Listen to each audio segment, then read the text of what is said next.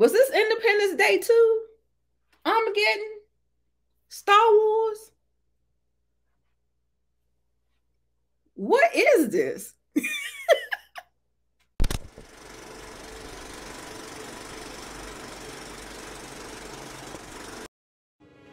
It's showtime. What's up, everybody? It's your girl Nita, your favorite diva, and I am back. I am back to review the very first disaster movie of 2022. This is Moonfall review. This is directed by Roland Emmerich. You may know him from Independence Day, Godzilla, The Day After Tomorrow, 2012. You know, he does the big spectacle, the big disaster movies, okay? It is starring Halle Berry. I love her way better in front of the screen. Patrick Wilson, who plays on The Conjuring. He's on the Conjuring franchise, and he's also in Aquaman. We also have John Bradley, who plays on the greatest show ever to TV, Game of Thrones. He plays Samuel Tarly. And shout out to my Revisit the Throne series that I have, that I'm hosting a live show every Friday at 8 p.m. on my channel. And it's me, my girls, Muchilla Shy and Rwanda with Miss K. And we are breaking down and analyzing, going all the way back to season 1. And this week we are on episode 5. So I hope you join us, and I'll see you there. Also, too, we have Michael Pena for some comic relief. We have Charlie Plummer, and we also have the veteran Donald Sutherland. It's classified as an action fantasy adventure. Well, at least they are self-aware. That's all I got to say. At least they are self-aware with this description, baby, especially with the fantasy element. It's rated PG-13, and it clocks in at 2 hours. And the synopsis reads, in Moonfall, a mysterious force knocks the moon from its orbit around Earth and sends it hurtling on a collision course with life as we know it. With mere weeks before impact and the world on the brink of annihilation, NASA executive and former astronaut Jo Fowler is convinced that she has the key to saving us all. But the conspiracy theorist K.C. Houseman doesn't believe her. These unlikely heroes will mount an impossible last-ditch mission into space, leaving behind everyone they love, only to find out they might have prepared for the wrong mission. And baby, that last sentence right there, kudos to the marketing that did not give it away in the marketing. When they say only to find that they may have prepared for the wrong mission, that's a whole nother twist and something that happens in the third act that I think you might be pleased with. So, and that is all I'm going to say, because this is your spoiler-free review. If you're new to my channel and your first time, welcome, welcome, welcome. For my returning Diva Squad, you know what it is. I watch movies so you don't have to. I tell you the good, the bad, and a little bit of everything in between with no spoilers, of course. And I let you know whether or not you should know or go see it in the theaters where it is exclusively playing. Now, listen, I'm going to say right off the bat, I want you to stay to the end of the video to get my rating. But what I will start out this review and say, this should have been on the streaming platform. This had no business going to the movie theater. Man. So anyway, let's get down with the good, shall we? Okay. Okay. So the good is the spectacle.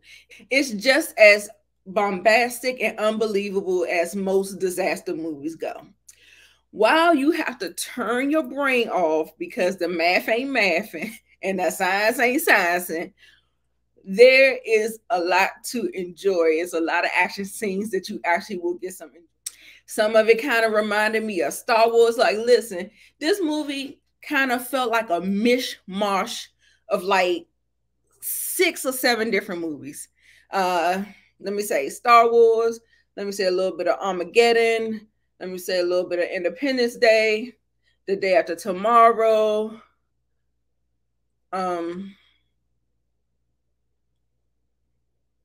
And that's it, right? 4, it's more like a popcorn flick, very much similar to the Tomorrow War. Did you see the Tomorrow War? I did a review. I'll link it up in the cards. With Chris Pratt, he played in that movie, and you know him from Jurassic World.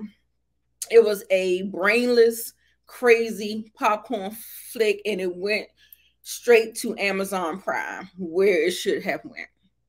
So Halle Berry and Patrick Wilson did really good jobs playing these one-note characters. They did what they could do given what they was given. But the person who really shined for me in this movie was John Bradley.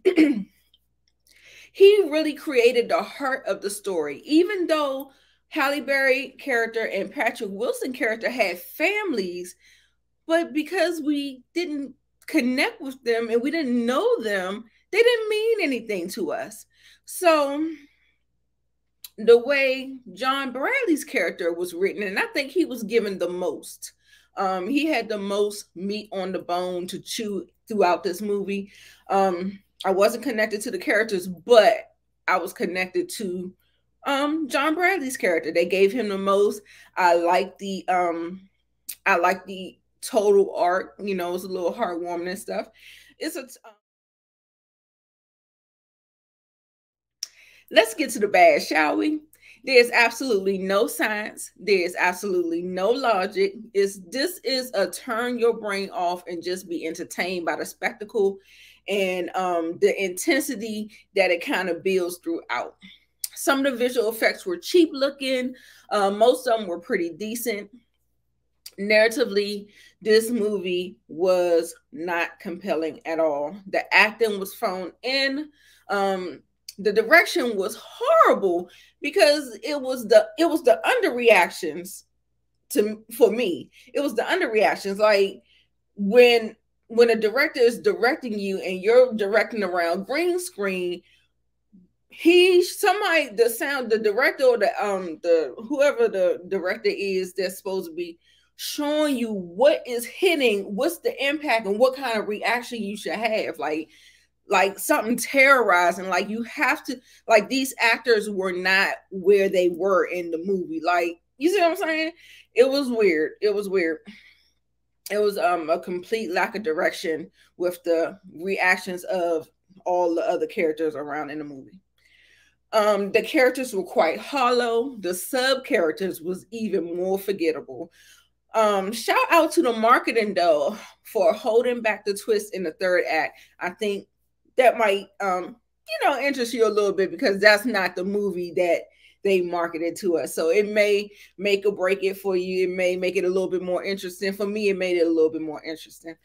So before I give you my overall thoughts on Moonfall, why don't you take a moment and follow me on my social media? It's right there.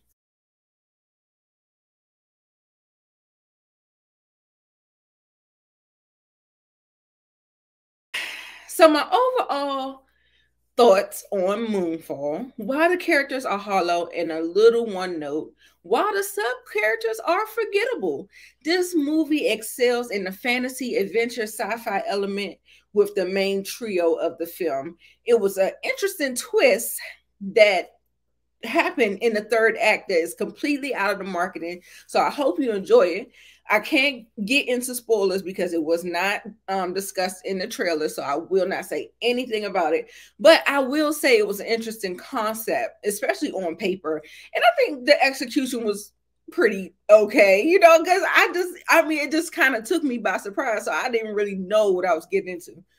Although I was laughing where I felt like I shouldn't have been because of the pure ridiculousness of it all. What I cannot say is that I wasn't entertained, because I was entertained. I give it 2.5 out of 5 stars. It just should have really been on a streaming platform, just like Tomorrow War. I didn't love it. I didn't hate it. I was entertained. It was a movie. It was okay. And I just say streaming. So for my Diva recommendations, I have The Day After Tomorrow, Armageddon, and Independence Day. All disaster movies, all movies to get your adrenaline going and stuff like that I enjoyed a lot. I love disaster movies. I don't know why, but I do. So that concludes my review of Moonfall. I hope you enjoyed it. I hope you stayed to the end of this video. Make sure you click that like button and subscribe, share the video, and make sure you come back. All right, bye.